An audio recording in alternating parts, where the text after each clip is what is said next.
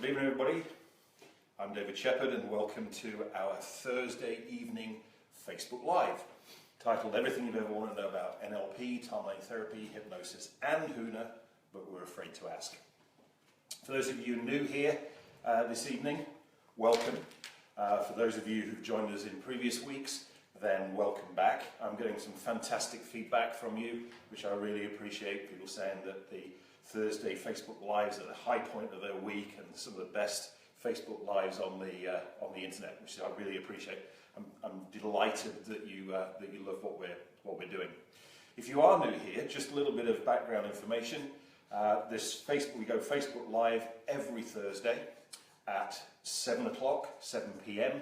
GMT. And of course then after the actual, it's about 30 minutes, something like that. And then obviously the video is uploaded so you can watch them at any particular point in time. Also, thank you to everyone for sharing the Facebook Live. That's bringing us in significantly more viewers. We're averaging around about 2,000 engagements at this point in time, which I'm highly delighted with. I know we've got people in Central Europe that are watching. We've got Tom from Holland. Good to see you last weekend, Tom, at Bums on Seats Boot Camp. We've got Marina in Spain. We've got Claire in Wales. Hi, Claire. I know also that we've got some people expecting to come in from Las Vegas. So for them, I guess it's good morning. So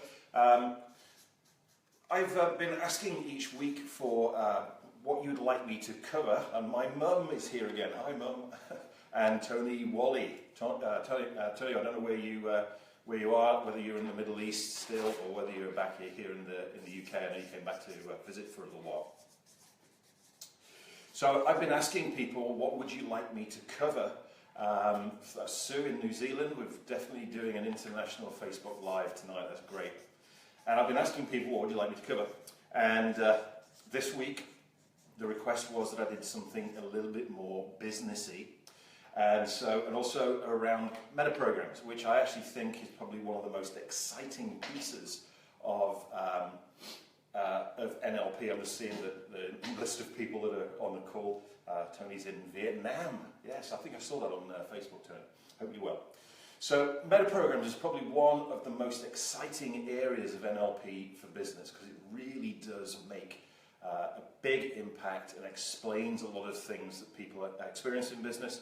Explains a lot of things that go wrong in business, but also explains how to put those things right.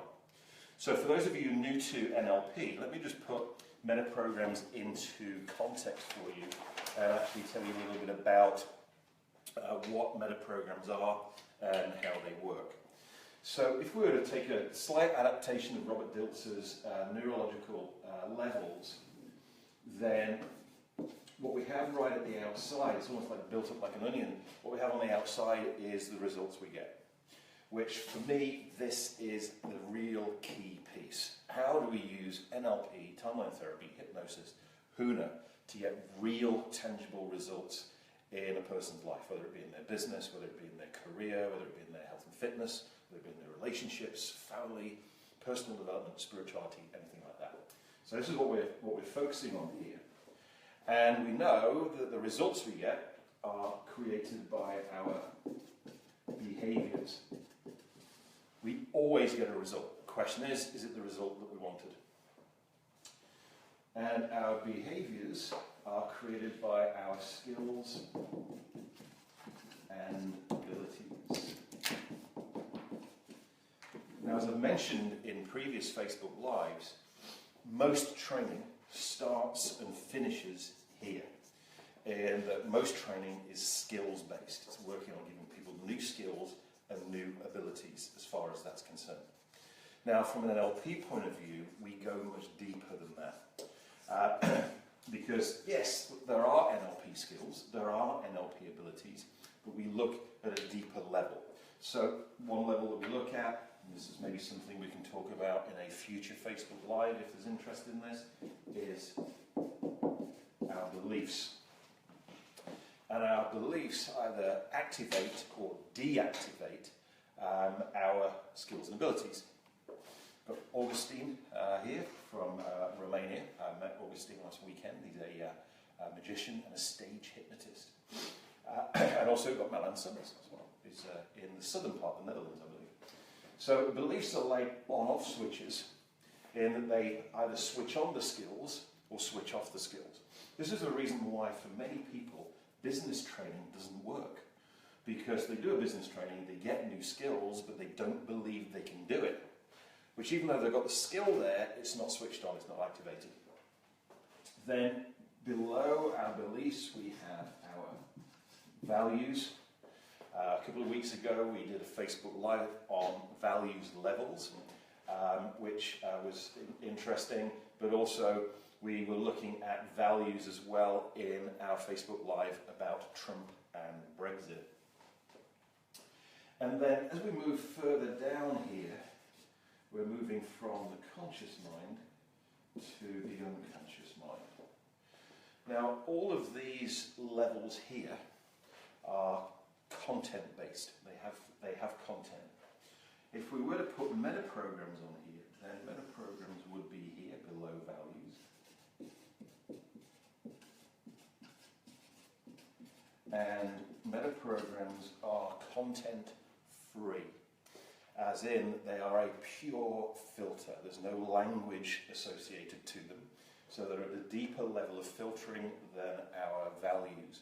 And so our metaprogrammes determine how we experience the world around us and how we will respond when we get information and experience of a particular kind coming towards us. So metaprogrammes, I would say that beliefs, values and metaprogrammes together are the basis of our personality, and they determine why we do what we do and when we do it. And on our Master Practitioner training, we teach around about 20 metaprogrammes. I'm just going to share with you 3 this evening because we've only got half an hour to actually go through this material with you. So the first metaprogramme that I want to share with you is called Attention Direction.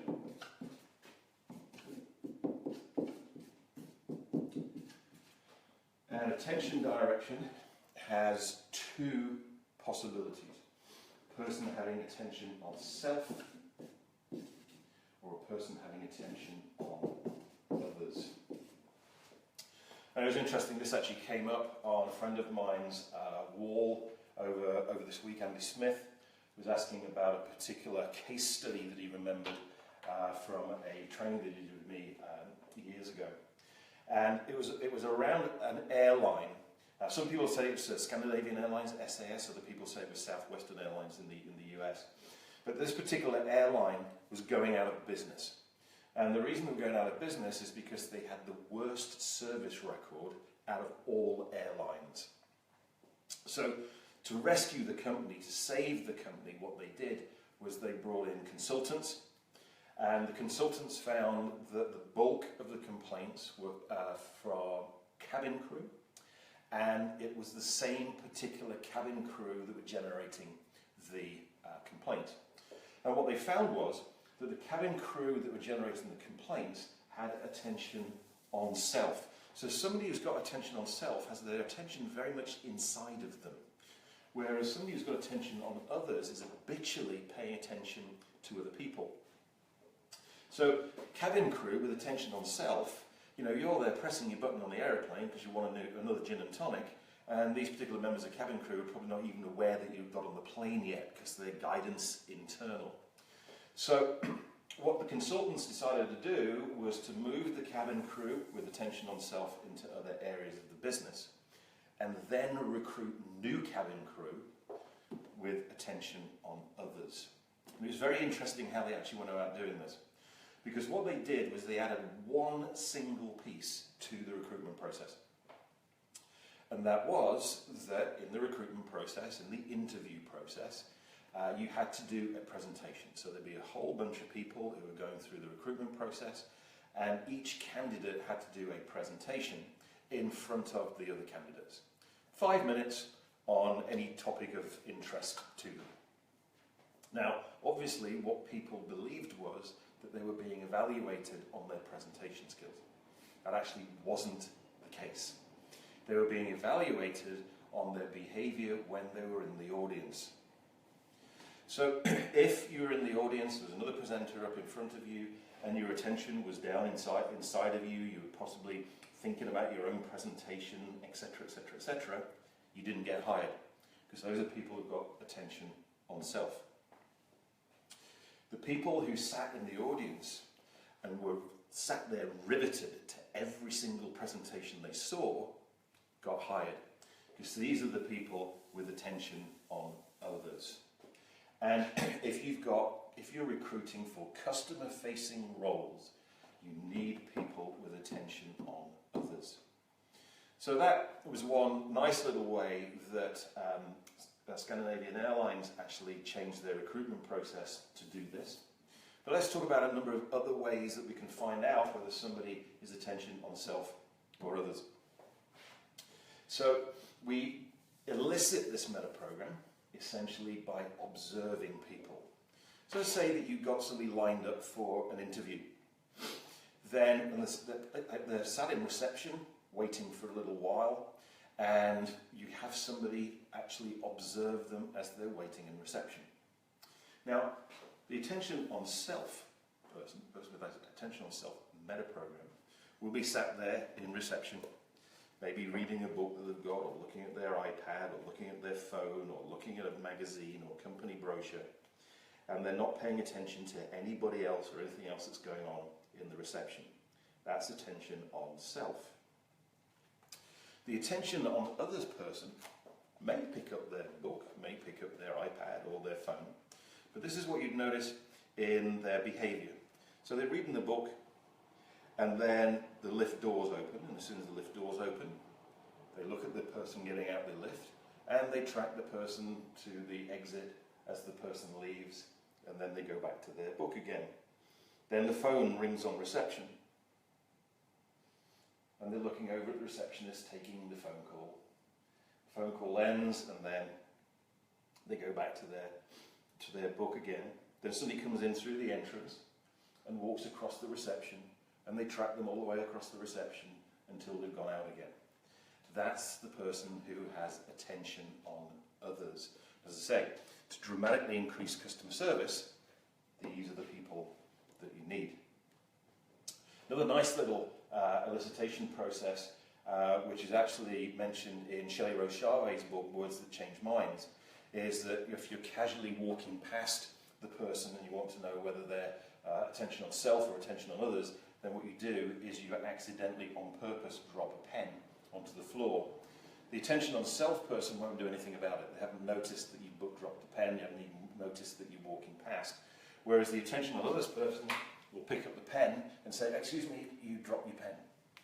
So that's another nice way of actually eliciting this particular metaprogramm. And I don't know if it's the same where you are, but a lot of restaurants in London really need to put this into their recruitment process. Because the number of times that I've been in a restaurant and literally I've been waving frantically to the waiting staff to be able to order something or get my bill or whatever it is, but their attention on self. Sometimes the only way I've managed to get the bill in the restaurant is to get up and make my way to the door, and then suddenly they go, where are you going? I want my bill.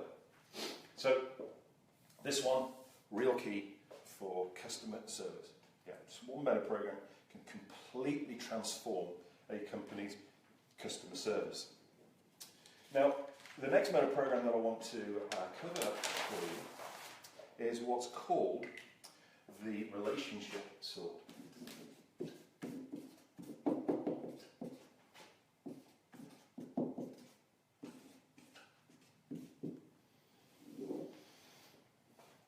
Now, the relationship sort is how somebody actually experiences the relationship between things. So, some people experience it as that everything is the same, total sameness. Other people, they notice that things are the same, but then they notice some exception. Other people are sameness, and difference equally. Some people are different with exception. And other people, their experience is that everything is different. Those are the 5 options. And there's a number of different ways of actually eliciting this. And a very useful one is actually what you say to the person is, you know, I draw something on a piece of paper on a flip chart like this.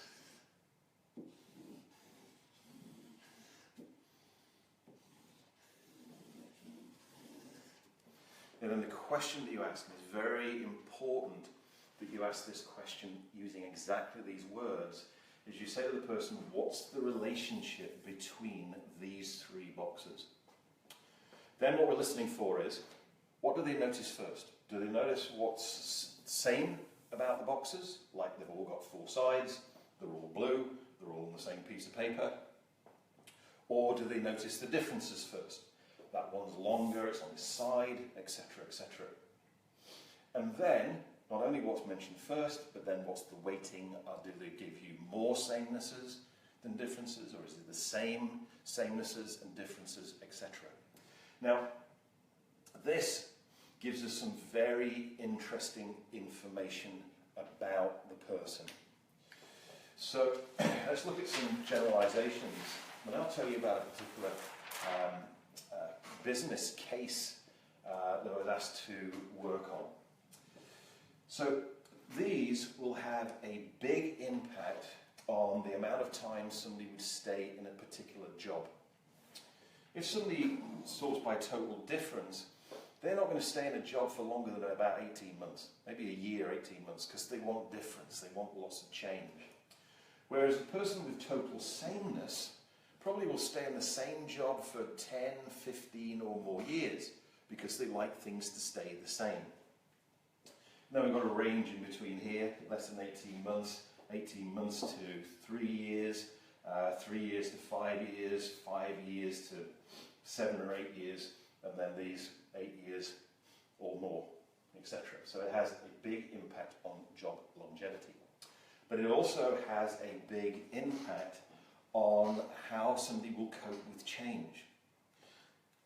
People who sort by difference love change. They thrive on change. If there isn't any change there, they're bored and want to move on. Whereas people with sameness want everything to stay the same.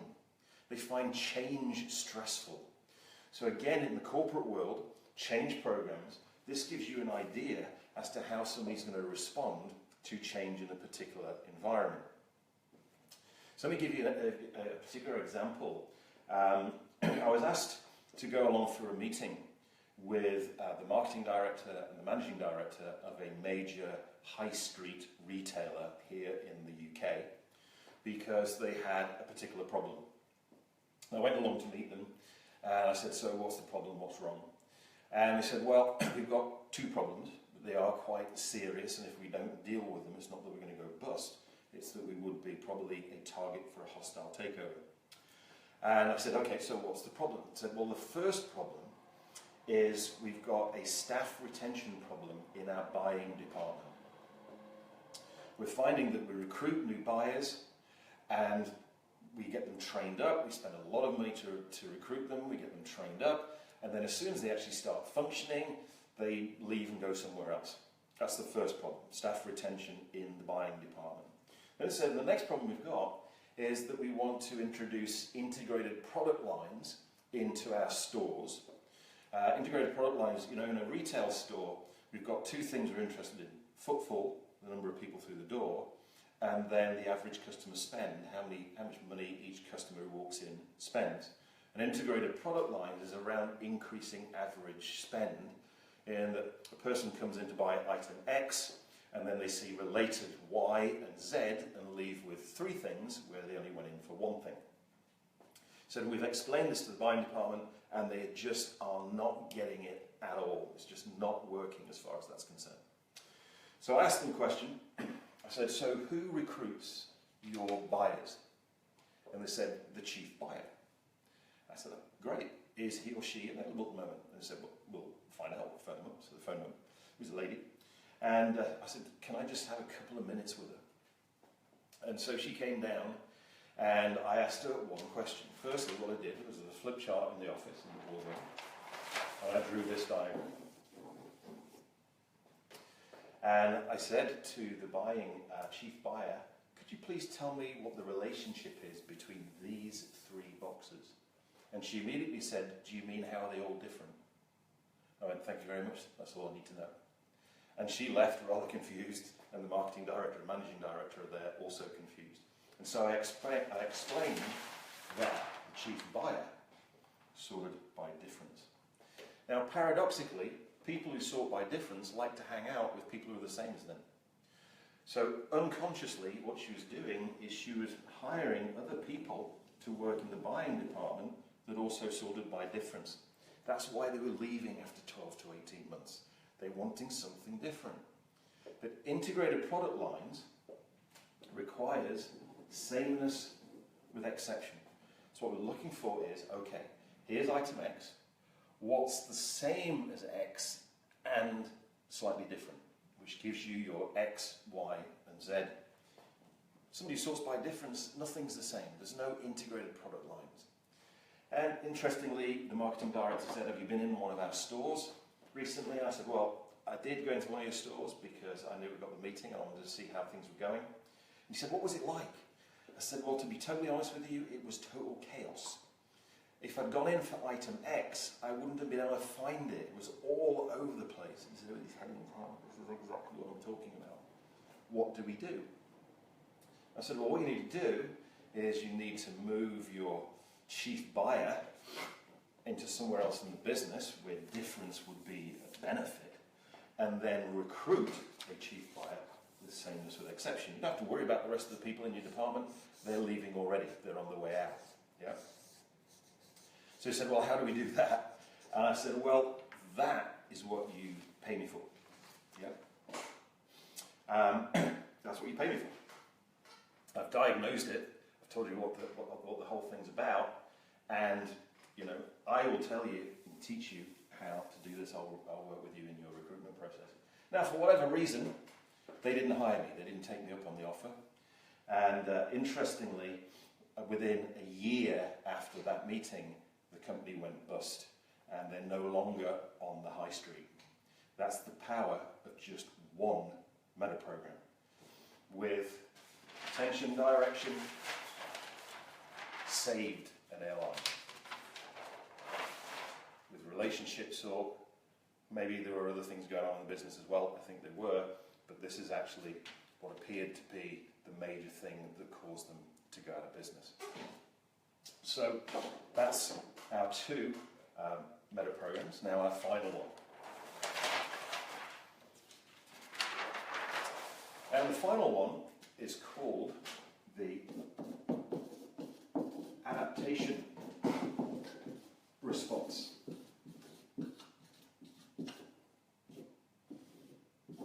And this is also related to adaptation response in the Myers-Briggs type indicator.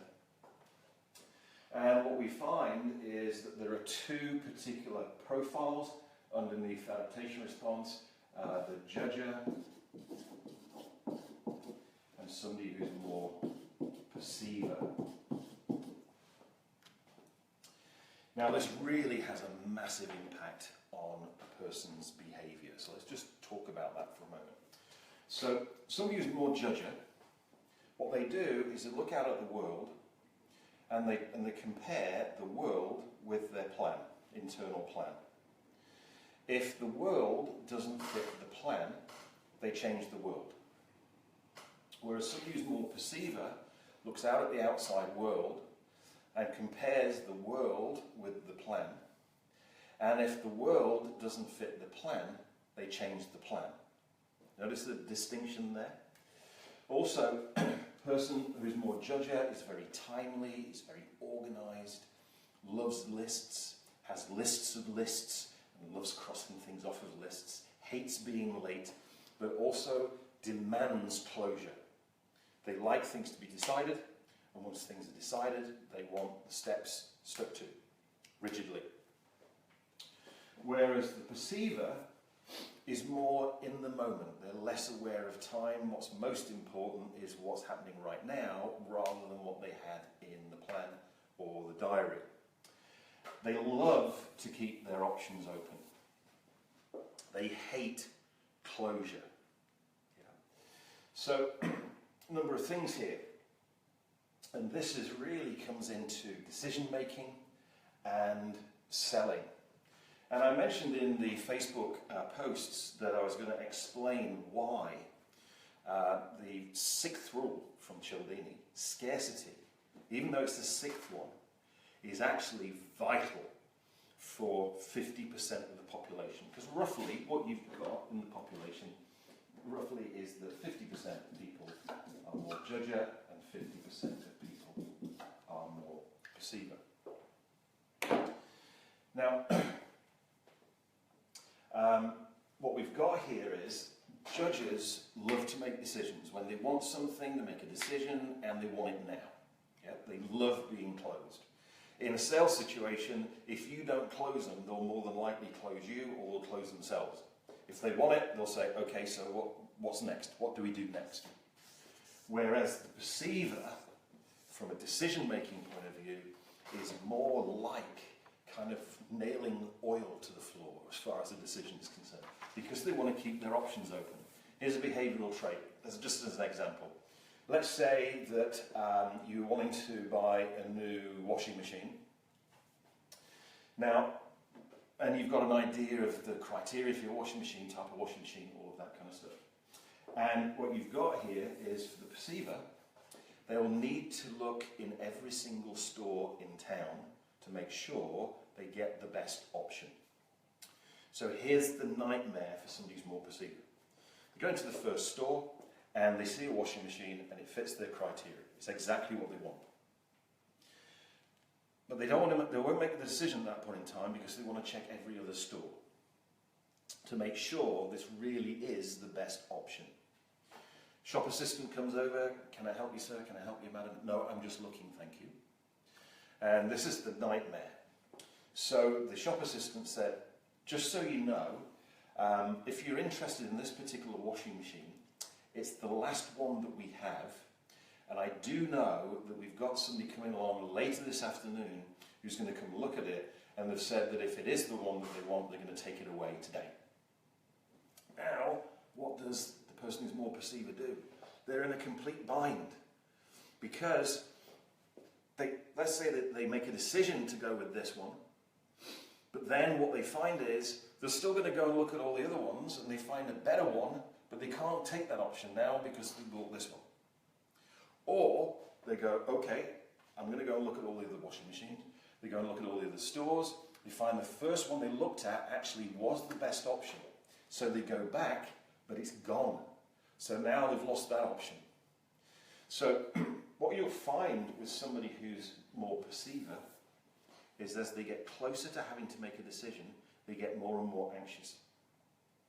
Then once they've made the decision, which they leave to the last minute, they'll then have post-decision anxiety, just in case they didn't take the right option. Yeah? So what that means is that with these people with this profile, the only way to get them to make a decision is by creating that sixth rule from Cialdini, scarcity. If they think that there's a chance that they're going to lose their option, then they'll make a decision. They will find that stressful. And as a salesperson, what you need to realize is that's just part of their territory, if you like. Decision making is stressful. So if you see them being stressed and you back off, you'll never close them. Interestingly, I was just talking to Nick James about this today, because we see this in buyer behavior on the internet. So, because Nick's just launched a training, Expert Empires, and one of the deadlines expired today. And the interesting thing is, when you put an offer on the internet, yeah, what you can see is how many sales are made at any particular point in time.